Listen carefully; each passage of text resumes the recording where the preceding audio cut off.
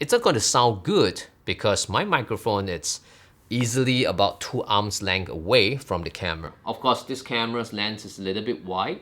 That's why the microphone there, the sound is pretty bad.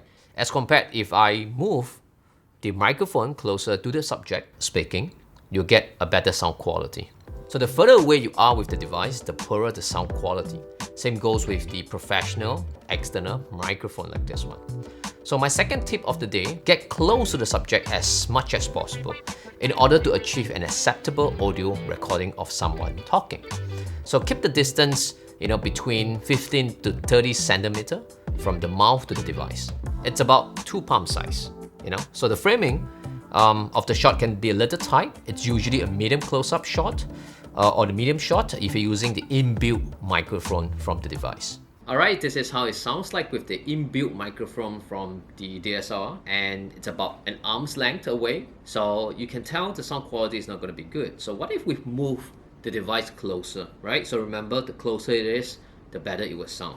So let's say if we go something like this, and it's about 2 palm size away, as you can see.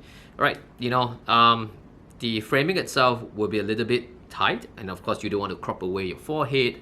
So if you have like a kit lens, like a zoom lens, you can go slightly wider like this. So always remember, the closer it is, the better sound quality. And we are talking about the inbuilt microphones. So the inbuilt microphones, as you can hear now, it's slightly better.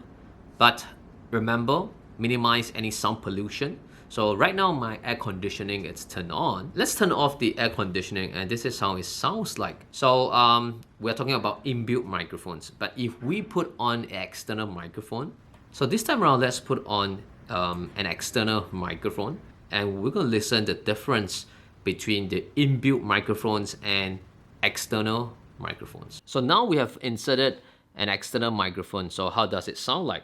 It's better, all right?